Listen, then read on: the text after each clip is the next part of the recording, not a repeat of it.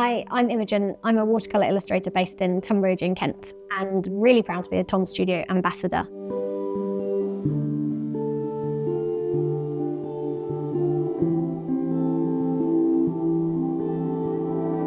So you've got your signature paint set and you open it for the first time, and now what? So if ever I get a new paint set, the first thing that I would do is take a look at what colours I've got, because they often look really different in the half pans to how they look on the page, and obviously depending on the amount of water or paint, it's always going to look a little bit different. So if you take your first colour, we'll use the yellow first, and just paint out with quite almost straight from the palette, but you need to add a little bit of water to get it moving. If you paint out a square or a shape, and then do the same again, but with lots of water. So you can see the contrast between the colour. So with watercolour, your water is essentially your white, and we're showing the difference between the light and the dark tone of all of these different paints. So we've done the first one, we'll go for the second one, which is also a yellow. It's a slightly more lemony yellow.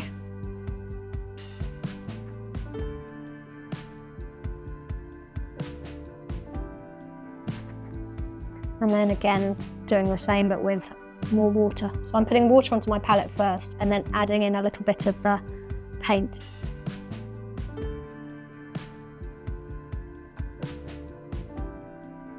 So what I would actually probably do at this stage is clean my water. So my water is really yellow, and if I start mixing in some of this pink and some of the other colours, it's going to start getting quite muddy, and that will affect the colours that are coming out. So these ones are quite clean at the moment because the water has been very clear, but the more colour you have in your water, the more that's going to affect your colours. So I'm just going to change that water. So I've got my clean water, and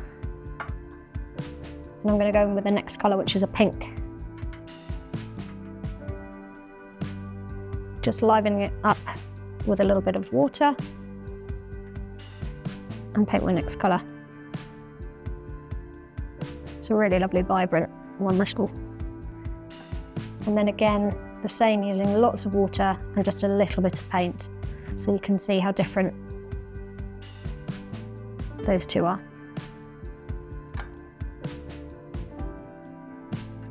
Next we've got our blue.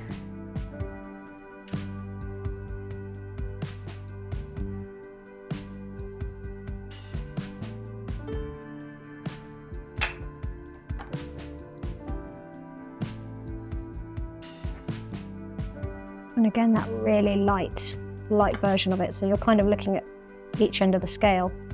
Another thing that's helpful to have to hand is a piece of kitchen paper. So if you've got quite a lot of water on your brush, you can just blot it a little bit. And that can be quite helpful so you don't end up with blobs of water or paint all over your page. Next, we've got the second blue here.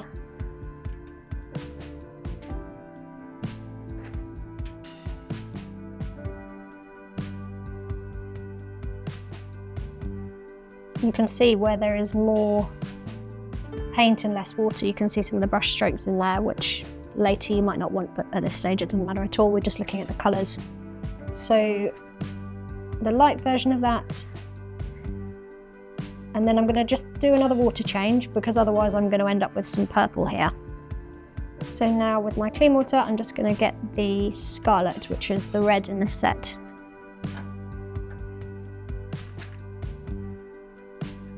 You're just getting plenty of paint on the brush. Such a lovely rich colour.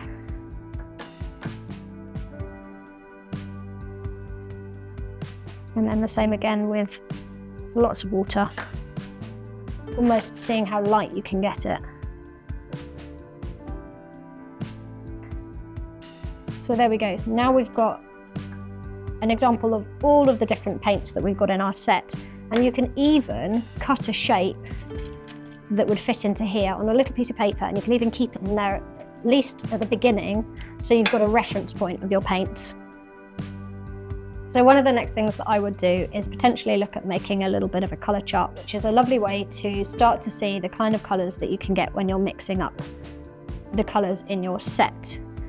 You could do something like create a colour chart like this and measure it out a little bit, but actually you don't need that level of precision. You're just at this stage trying to experiment and see what you've got. And just little dots like this are a great way to just start, and it reduces any of the overthinking. So what I would do is I would start with my 3 primary colours of the set. So I've got a yellow, a blue and a red.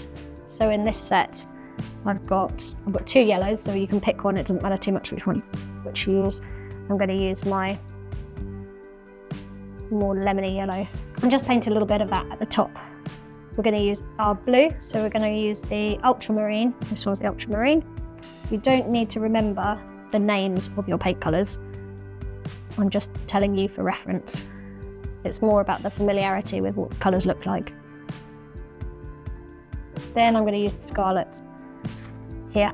So I've got 3 primary colours there. And then what we're going to do is we're going to start mixing them up a little bit. So next I'm going to start mixing them up. So if I mix my yellow, which I'll do here on my palette, with my red, and I can sort of start to see what I've got. I've got an orange, obviously. So I'm going to paint that in the middle here. And then I'm going to add a little bit more yellow. And I've got a slightly lighter orange. I'm going to go back to the red. And I've got a more reddy orange. So that has given you your primary colours of your yellow and your red. It's given you your secondary colour of an orange. And then these are tertiary colours. Again, you don't need to remember any of these names, but it's just showing you between the yellow and the red the kind of colours that you can make. So next we'll do the yellow and the blue.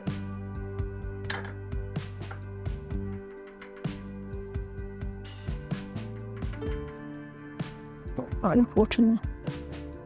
If it ever feels too dry, just add more water. And you can always dab them with a kitchen paper or something if they get too saturated, if you've got too much water in there. So we want to mix these up. You can see that I'm trying to mix on my palette rather than mix in my paints here.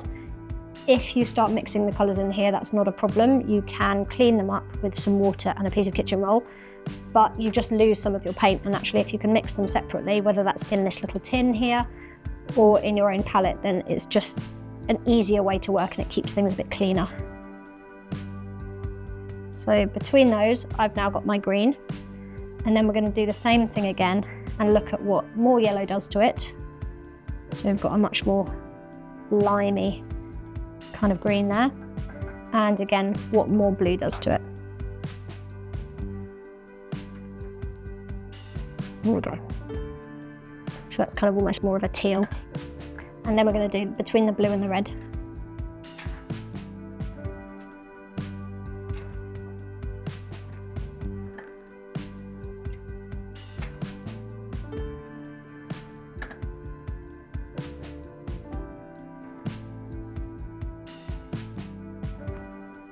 So mixing those together, we've got a kind of purpley colour. It's got a nice dark purpley colour. And then adding a bit more blue in. Dry.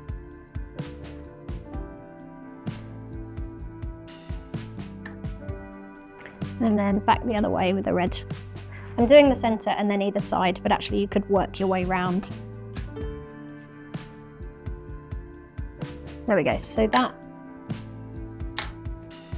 what I'm going to do is I'm going to just put a little P here for the primary colours, an S for the secondary, and that just reminds me what we're looking at.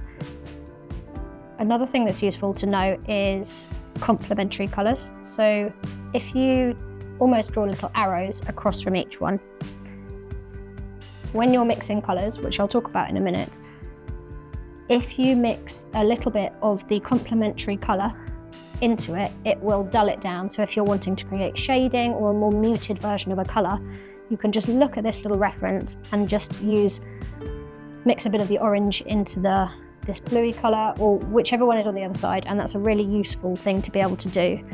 You don't need to remember this, and you don't need to have this out, and you don't need to refer to it all the time. You can mix quite intuitively, which is what I tend to do, But for some people, it is really helpful to have this reference. And it also just gives you a visual reminder of the options of colours that you've got within your set, which obviously are already very different to the 6 that we've got across the top.